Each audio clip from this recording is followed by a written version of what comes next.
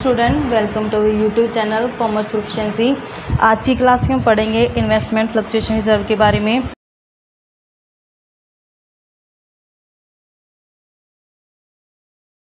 Last class में मैंने आपको करवाया था वर्कमैन कंपनसेशन रिजर्व। आज की क्लास में हम करेंगे investment fluctuation reserve. Investment fluctuation reserve क्या होता है कि जब हमारे पास फर्म की इन्वेस्टमेंट होती है तो फर्म की इन्वेस्टमेंट में जब उसकी book value comparatively market value down चली जाती है, यानी कि बुक वैल्यू क्या है ज़्यादा है, मार्केट वैल्यू क्या हो चुकी है कम हो गई, यानी कि मार्केट में हमारी इन्वेस्टमेंट की वैल्यू डाउन जा चुकी है, तो फर्म को क्या होगा, लॉस होगा इससे। तो जो लॉस होता है फर्म कहाँ से चार्ज करती होती है, उसके लिए वो एक रिज़र्व क्रिएट करती है जिसके बोलते हैं इन्वेस्टमेंट फ्लक्चुएशन रिज़र्व। ये नाम से क्लियर है, ये इन्वेस्टमेंट फ्लक्चुएशन रिज़र्व मतलब कि जो इन्वेस्टमेंट के अंदर फ्लक्चुएशंस आएंगी उसकी रिकवरी करने के लिए हम एक रिज़र्व क्रिएट करेंगे, इन्वेस्टमेंट फ्लक्चुएशन रिज़र्व। अब जब हम बैलेंस शीट बनाते होते हैं तो बैलेंस शीट की दो साइड होती है, एक असेट साइड होती है और एक लायबिलिटी साइड होती है। तो बैलेंस शीट की असेट साइड पे हम क्या दिखाते होते हैं, इन्वेस्टमेंट को, और ऐसे ही इन्वेस्टमेंट असेट साइड जाती है और लायबिलिटी साइड पे हमारी जाती है इन्वेस्टमेंट फ्लक्चुएशन रिज़र्व। यानी कि इन्वेस्टमेंट हमारी असेट्स होती है और जो इस इन्वेस्टमेंट की फ्लक्चुएशन को एडजस्ट करने के लिए रिज़र्व जो क्रिएट किया जाता है, इन्वेस्टमेंट फ्लक्चुएशन रिज़र्व, वो लायबिलिटी साइड पे क्रिएट किया जाता है। कि अब हम कंपेयर करके चलती है, एक फ़र्म जो होती है जो बुक वैल्यू शो होती है बुक्स के अंदर, उस बुक वैल्यू की कंपैरिजन करके चलती है मार्केट वैल्यू के साथ। अब मार्केट वैल्यू की कंपैरिजन बुक वैल्यू के साथ करेंगे और देखेंगे, एक फ़र्म चेक करती है कि क्या उसकी इन्वेस्टमेंट की वैल्यू डाउन जा रही है या अप जा रही है। अगर इन्वेस्टमेंट की वैल्यू बढ़ जाती है तो फर्म के लिए वो गेन होता है, मतलब बेनिफिट होता है उस चीज़ से उसको। लेकिन अगर इन्वेस्टमेंट की वैल्यू डाउन जा रही है तो फर्म के लिए एक तरह का नुकसान है, तो वो उस नुकसान को कहाँ से रिकवर कर लेती है, अपने रिज़र्व से रिकवर कर लेती है। अब देखो बुक के अंदर इसका मीनिंग क्या गिवन है, बुक में मीनिंग गिवन है, कहते हैं कि इन्वेस्टमेंट फ्लक्चुएशन रिज़र्व क्या होते हैं कि this reserve is created out of firm's profit to meet the fall in the market value of investment. यानी कि जब फर्म को प्रॉफिट होते जाते हैं तो उन प्रॉफिट्स में से थोड़ा थोड़ा प्रॉफिट निकालती रहती है और वो कहाँ जमा करती रहती है, अपने रिजर्व्स के अंदर। जब हमारे इन्वेस्टमेंट की मार्केट वैल्यू डाउन चली जाती है, मार्केट वैल्यू डाउन जाने से हमारी इन्वेस्टमेंट की वैल्यू डाउन जाने से क्या होता है, फर्म को लॉस होता है, तो वो कहाँ से चार्ज करती है, इन्वेस्टमेंट फ्लक्चुएशन रिजर्व से चार्ज करती है। At the time of change in profit share ratio, कहता है कि जब हमारी फर्म के अंदर प्रॉफिट शेयरिंग रेशो चेंज हो जाती है, this reserve is treated as for. तो ऐसे इसका कैसे ट्रीटमेंट करेंगे, तो आप एक एक करके करते हैं। कहते हैं कि when book value and market value of investment is same, कहते हैं कि जितनी हमारी बुक वैल्यू है उतनी ही हमारी क्या आ गई है, मार्केट वैल्यू। यानी कि फर्स्ट केस में क्या आया कि जितनी हमारे पास बुक वैल्यू थी उतनी ही मार्केट वैल्यू आ गई है, तो हमें कोई प्रॉफिट या लॉस नहीं है। तो जितना पैसा हमारा इन्वेस्टमेंट फ्लक्चुएशन रिजर्व के अंदर पड़ा है वो सारा फ्री हो गया। तो इस सारे का सारा जो पैसा रिजर्व में पड़ा होता है कहाँ ट्रांसफ़र कर देंगे, अपना पार्टनर्स के कैपिटल अकाउंट के अंदर। तो हमारी एंट्री क्या हो जाएगी, इन्वेस्टमेंट फ्लक्चुएशन रिजर्व डेबिट में हो जाएगा to partners capital account. Investment fluctuation reserve debit में क्यों की है, क्योंकि इन्वेस्टमेंट फ्लक्चुएशन रिजर्व को जब लायबिलिटी साइड दिखाया तो लायबिलिटी की साइड क्या होती है, क्रेडिट होती है। तो जब हम इसको पार्टनर्स में डिस्ट्रीब्यूट करेंगे तो क्रेडिट को अब डिस्ट्रीब्यूट करते समय क्या कर देंगे, डेबिट कर देंगे। तो इसलिए इन्वेस्टमेंट फ्लक्चुएशन रिजर्व क्या हो जाएगा, डेबिट हो जाएगा, और पार्टनर्स कैपिटल अकाउंट क्या हो जाएगी, क्रेडिट हो जाएगी। नेक्स्ट केस कहते हैं कि when market value of investment is less than the book value, कहते हैं कि अगर मार्केट वैल्यू इन्वेस्टमेंट की, नेक्स्ट केस में कहते हैं कि अगर हमारे पास जो मार्केट वैल्यू क्या हो चुकी है, डाउन जा चुकी है किसी बुक वैल्यू से, यानी कि मार्केट में हमारी इन्वेस्टमेंट की वैल्यू कम हो गई है और हमारी बुक्स के अंदर वैल्यू क्या ज़्यादा है। तो इसमें क्या केस अराइज होते हैं, सबसे पहला केस है fall in the value is less than investment fluctuation reserve. यानी कि जो हमारे इन्वेस्टमेंट की मार्केट वैल्यू डाउन गई है, वो डाउन वैल्यू जो है इन्वेस्टमेंट फ्लक्चुएशन रिजर्व से क्या है, कम है। यानी कि हम उस इन्वेस्टमेंट की जो फॉल वैल्यू होती है उसको अपने इन्वेस्टमेंट फ्लक्चुएशन रिजर्व से रिकवर कर सकते हैं। जैसे इसकी एंट्री क्या हो जाएगी, investment fluctuation reserve account debit हो जाएगा, जितने से हमारी वैल्यू डाउन जाएगी इन्वेस्टमेंट की, उसको क्या कर देंगे, क्रेडिट कर देंगे, क्योंकि इन्वेस्टमेंट असेट होती है असेट्स की जो साइड होती है वो डेबिट होती है। असेट्स को डेबिट साइड शो करते हैं। जब इसकी वैल्यू डाउन जाती है तो बैलेंस अपोजिट हो जाते हैं। +1 में आपने किया होगा जर्नल्स के अंदर, तो उसमें बताया जाता है कि जब असेट्स की वैल्यू डाउन जाती है तो बैलेंस मतलब डेबिट का क्या होता है, क्रेडिट हो जाता है। जैसे यहाँ पे इन्वेस्टमेंट डेबिट है, डाउन वैल्यू जाने से क्या कर देंगे, इसको क्रेडिट कर देंगे। तो इन्वेस्टमेंट क्या हो जाएगी, क्रेडिट में चली जाएगी। बुक वैल्यू में से मार्केट वैल्यू माइनस करके देखेंगे, जितनी से हमारी इन्वेस्टमेंट डाउन गई है उसको इन्वेस्टमेंट के अकाउंट में दिखा देंगे, और जितना बैलेंस बच जाएगा, अगर मान लो हमारे पास इन्वेस्टमेंट फ्लक्चुएशन रिजर्व के अंदर 10,000 बैलेंस है और इन्वेस्टमेंट की वैल्यू डाउन जो गई है वो 5,000 से गई है, तो हमारे पास जो 5,000 बैलेंस बच जाएगा उसको पार्टनर्स की कैपिटल अकाउंट के अंदर हम डिस्ट्रीब्यूट कर देंगे किस रेशो में, उनकी ऑल रेशो के अंदर, क्योंकि कुछ ना कुछ रिजर्व का पैसा क्या गया, फ्री पड़ा अभी। तो जितना फ्री रिजर्व बचेगा वो सारा हम पार्टनर्स की कैपिटल अकाउंट के अंदर ट्रांसफ़र कर देंगे। नेक्स्ट में आता है कि fall in the value is equal to investment fluctuation reserve, यानी कि जितनी इन्वेस्टमेंट की डाउन गई है वैल्यू उतना ही हमारे पास रिजर्व के अंदर पैसा बचा है। तो यानी कि हमारे पास कोई एक्सेस रिजर्व नहीं पड़ा, तो सिर्फ हमारे पास इन्वेस्टमेंट की जितनी फॉल वैल्यू है उतनी ही रिकवर हो रही है। तो एंट्री क्या हो जाएगी, investment fluctuation reserve account debit कर देंगे टू इन्वेस्टमेंट के नाम से। यहाँ पे कोई भी रिजर्व फ्री नहीं बचता, क्योंकि जितनी डाउन वैल्यू गई है इन्वेस्टमेंट की उतना ही रिजर्व के अंदर पैसा था। तो पार्टनर्स के कैपिटल अकाउंट में ट्रांसफ़र करने के लिए हमारे पास कोई भी बैलेंस नहीं है।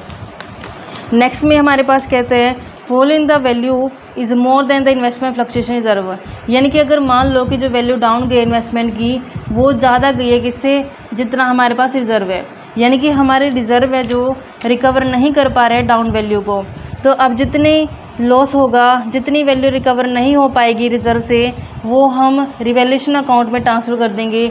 जैसे इसकी एंट्री क्या हो जाएगी, रिवैल्यूएशन अकाउंट डेबिट, और जितनी इन्वेस्टमेंट डाउन गई है वो यहाँ पे क्रेडिट कर देंगे। अब जितनी इन्वेस्टमेंट की वैल्यू डाउन गई है वो क्या है, ज़्यादा है किससे, रिज़र्व से। तो जितनी रिकवरी नहीं हो पाई रिज़र्व से वो कहाँ चला जाएगा, रिवैल्यूएशन अकाउंट के अंदर। फिर इसी रिवैल्यूएशन अकाउंट यानी जो फर्म को लॉस हुआ है वो कहाँ डाल देंगे हम, पार्टनर्स की कैपिटल अकाउंट में, यानी कि पार्टनर्स सफ़र करेंगे उसको अपनी ऑल रेशो के अंदर। तो इस तरीके से ये एंट्री हो जाएगी। अगर इन्वेस्टमेंट की मार्केट वैल्यू और बुक वैल्यू कंपेरेटिव करके हमने देखा, अगर इक्वल है, कम है, तो क्या होगा। तो इस तरीके से एक एक ट्रांजेक्शन का ट्रीटमेंट हमने किया है। अब नेक्स्ट आते हैं कि ज़रूरी नहीं होता कि हमेशा ही हमारी इन्वेस्टमेंट की वैल्यू डाउन जाए। कई बार क्या होता है कि मार्केट के अंदर हमारे इन्वेस्टमेंट की वैल्यू अप भी जा सकती है, बढ़ जाती है कई बार। तो उस केस में क्या करेंगे, कहते हैं कि when market value of investment is more than the book value, तो कहते हैं इस केस में क्या करें, तो कहते हैं 3 एंट्रीज बन जाएंगी। देखो बच्चों, जब हमारी मार्केट वैल्यू इन्वेस्टमेंट की ज़्यादा है बुक वैल्यू से, तो फर्म को क्या बेनिफिट हो रहा है, बेनिफिट हो रहा है। तो जितने रिजर्व्स पड़े हैं वो सारे के सारे तो फ्री रिजर्व्स हो जाएंगे। तो सारे रिजर्व हम उठाएंगे और पार्टनर्स के कैपिटल अकाउंट में ट्रांसफ़र कर देंगे। तो एंट्री क्या हो जाएगी, investment fluctuation reserve account debit हो जाएगा टू पार्टनर्स कैपिटल अकाउंट के नाम से। अब इन्वेस्टमेंट हमारी बढ़ गई है, जब हमारी इन्वेस्टमेंट बढ़ती है तो हमें उसको सेम बैलेंस से बढ़ाना पड़ता है। अगर इन्वेस्टमेंट असेट साइड दिखाई गई है, असेट्स का बैलेंस डेबिट होता है, तो हमें इसको डेबिट करके दिखाना पड़ेगा, क्योंकि इन्वेस्टमेंट की वैल्यू बढ़ चुकी है अब। तो इन्वेस्टमेंट अकाउंट डेबिट हो जाएगा। 2 में कौन सा अकाउंट ओपन करना पड़ेगा, रिवैल्यूएशन। रिवैल्यूएशन अकाउंट क्यों ओपन करती हैं, क्योंकि जैसे मैंने लास्ट केस में आपको बताया था यहाँ पे लॉस हुआ था, तो वो भी मैंने कहाँ ट्रांसफ़र किया, रिवैल्यूएशन अकाउंट में। अगर प्रॉफिट होगा तो वो भी कहाँ ट्रांसफ़र किया जाएगा, रिवैल्यूएशन अकाउंट के अंदर। अगर यहाँ पे लॉस पार्टनर्स लेके गए हैं तो यहाँ पे इन्वेस्टमेंट की वैल्यू बढ़ने से जो प्रॉफिट हुआ है वो भी कौन लेके जाएंगे, पार्टनर्स लेके जाएंगे। तो नेक्स्ट एंट्री क्या हो जाएगी, रिवैल्यूएशन अकाउंट डेबिट हो जाएगा टू पार्टनर्स कैपिटल अकाउंट। तो इस तरीके से सारा ट्रीटमेंट किया गया इन्वेस्टमेंट का, इन्वेस्टमेंट फ्लक्चुएशन रिजर्व का, कि किस तरीके से हम ट्रीटमेंट करके चलते हैं अगर हमारे पास market value book value comparative करके जो भी हमारे केसेस अराइज होते हैं। अब मैं आपको एग्जांपल करवाती हूँ। एग्जांपल नंबर 28 क्या कहते हैं एग्जांपल में, PQ R sharing profit and loss. कहते हैं कि हमारे पास 3 पार्टनर्स हैं, PQ और R हमारे पास पार्टनर्स हैं, और उनका जो शेयरिंग रेशो है वो 3:1 है। डिसाइड करते कि वो शेयर करेंगे लॉस को इक्वली, यानी आने वाले टाइम में अब उनका रेशो चेंज हो जाएगा, इक्वल लेके जाएंगे। तो इस टाइम पे कहता कि हमारी बैलेंस शीट में बैलेंस गिवन है, यानी कि पुराने बैलेंस गिवन है 2021 के। तो बैलेंसेस में हमारे पास लाइबिलिटी साइड पे इन्वेस्टमेंट फ्लक्चुएशन रिजर्व है, असेट साइड पे इन्वेस्टमेंट अकाउंट गिवन है, कॉस्ट गिवन है, और हमारे पास कहते हैं कि अल्टरनेटिव केसेस में कैसे ट्रीटमेंट करेंगे उसकी हमें ट्रीटमेंट बतानी है। सबसे पहले कहते हैं कि if there is a no other information कोई इन्फॉर्मेशन नहीं है तो हमारे पास रिजर्व सारे के सारा फ्री मानेंगे हम और उठा के सारा पार्टनर्स के कैपिटल अकाउंट में ट्रांसफ़र कर देंगे। नेक्स्ट में केस में कहते हैं अगर मार्केट वैल्यू इन्वेस्टमेंट की 5 लाख से होगी, हमने देखा कि बुक वैल्यू 5 लाख से है, मार्केट वैल्यू 5 लाख से है, तो नो प्रॉफिट नो लॉस, तो जितना हमारे पास रिजर्व है सारे का सारा फ्री रिजर्व है। ऐसे फर्स्ट जैसे केस में हम एंट्री करेंगे, सेकंड केस में सेम हो जाएगी कि सारे का सारा रिजर्व उठाएंगे और पार्टनर्स कैपिटल अकाउंट के अंदर हम ट्रांसफ़र कर देंगे। नेक्स्ट ये था कि अगर मार्केट वैल्यू इन्वेस्टमेंट की 4,88,000 से हो गई है तो कंपेरेटिव करेंगे 5 लाख बुक वैल्यू या 488 मार्केट वैल्यू, तो डाउन जा चुकी है, जितने से डाउन गई है उसकी रिकवरी कहाँ से करेंगे हम, रिजर्व से। अगर कहते हैं मार्केट वैल्यू इन्वेस्टमेंट की 446 से हो चुकी है तो 5 लाख से 446 होगी, तो ये डाउन जा चुकी है, जितने से डाउन गई है वो हम कहाँ से रिकवर करेंगे, अपने इन्वेस्टमेंट फ्लक्चुएशन रिजर्व से। अगर कहते हैं कि मार्केट वैल्यू इन्वेस्टमेंट की 5,06,000 से होगी है, बुक वैल्यू 5 से है और मार्केट वैल्यू 5,06,000 से है, तो यहाँ पे हमें बेनिफिट हुआ है, तो इसका कैसे ट्रीटमेंट करेंगे एक एक केस का, तो मैं आपको प्रैक्टिकल क्वेश्चन की जर्नल्स बताती हूँ, हर एक केस की एक एक ट्रांजेक्शन्स मैं आपको क्लियर करवाती हूँ कैसे कैसे हम इसका ट्रीटमेंट करेंगे। तो देखो सबसे पहला केस कहता है कि अगर हमारे पास कोई इन्फॉर्मेशन नहीं है, अगर कोई इन्फॉर्मेशन नहीं है तो हमारे पास जितना रिजर्व है सारे का सारा फ्री रिजर्व है, तो हम जितना भी हमारे पास इन्वेस्टमेंट फ्लक्चुएशन रिजर्व के अंदर पैसा है, कितना पड़ा है हमारे पास 30,000 रुपये पड़ा है, तो सारे का सारा बैलेंस कहाँ जाएगा, पार्टनर्स के कैपिटल अकाउंट के अंदर। तो हमारे पास 3 पार्टनर्स हैं, तो पी कैपिटल अकाउंट, जैसे क्यू कैपिटल अकाउंट, और लास्ट में हमारे पास बनता है पार्टनर आर कैपिटल अकाउंट। तो इनको जो डिस्ट्रीब्यूट किया जाएगा वो इनकी ओल्ड रेशियो में डिस्ट्रीब्यूट किया जाएगा। ओल्ड रेशियो क्वेश्चन में गिवन है 3:1 से। तो जब हम इसको डिस्ट्रीब्यूट करेंगे तो हमारे पास बनेगा 15,000 से, 10,000 से, और ऐसे लास्ट में हमारे पास 5,000 से। तो नेक्स्ट केस में क्या कहते हैं कि नेक्स्ट केस बनता है, कहते हैं कि अगर मार्केट वैल्यू इन्वेस्टमेंट की 5 लाख है, हमने देखा कि बुक वैल्यू में 5 लाख है और मार्केट वैल्यू 5 लाख है, यानी कि दोनों क्या सेम है, तो नो प्रॉफिट नो लॉस।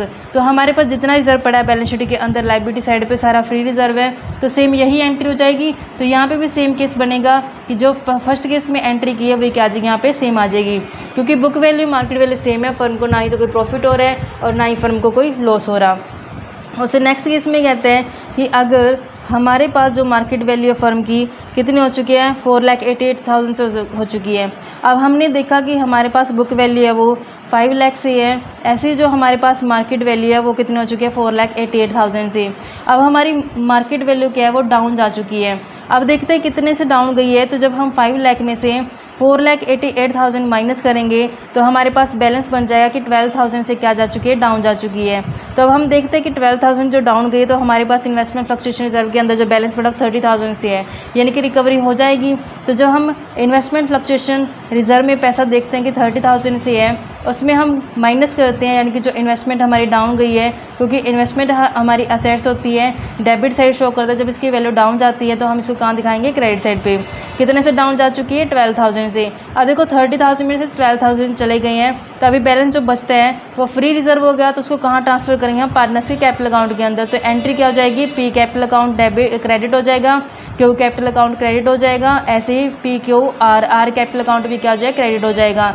अब देखो हमने देखा कि हमारे पास रिजर्व का पैसा 30,000 से था, 12,000 जा चुके हैं, तो हमारे पास 10 में हो गया 8, 2 में से गया, तो 18,000 क्या फ्री रिजर्व है। तो 18,000 जो फ्री रिजर्व है इसको हम ओल्ड रेशियो में डिस्ट्रीब्यूट करेंगे। ओल्ड रेशियो क्या है, 3:1। तो जब हम इसको डिस्ट्रीब्यूट करेंगे तो हमारे पास बच जाएगा 9,000 से, 6,000 से और ऐसे 3,000 से।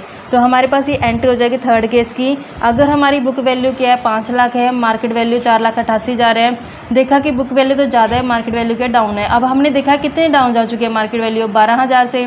तो हमारे पास रिजर्व के अंदर पैसा 30,000 था, तो 12,000 रिकवर हो चुके हैं इसलिए। तो जितने हमारे पास फ्री रिजर्व बच गए हैं वो सारे के सारे कहाँ ट्रांसफ़र कर देंगे, हम अपने पार्टनर्स के कैपिटल अकाउंट के अंदर ट्रांसफ़र कर देंगे। तो इस तरीके से हमारा थर्ड केस बनता है। नेक्स्ट केस में कहता है कि अगर मार्केट वैल्यू 4,46,000 से है, अब हम देखते हैं कि हमारे पास बुक वैल्यू जो 5 लाख गिवन है क्वेश्चन के अंदर, और मार्केट वैल्यू कितनी हो चुकी है, 4,46,000 से हो चुकी है, यानी कि हमारी बुक वैल्यू तो ज़्यादा है, मार्केट वैल्यू क्या डाउन है। तो हमने देखा कि 5 लाख से 4,46,000 हमारी जो वैल्यू हो चुकी है, तो कितने से डाउन जा चुकी है, 54,000 से क्या हो चुकी है, हमारी डाउन हो चुकी है वैल्यू।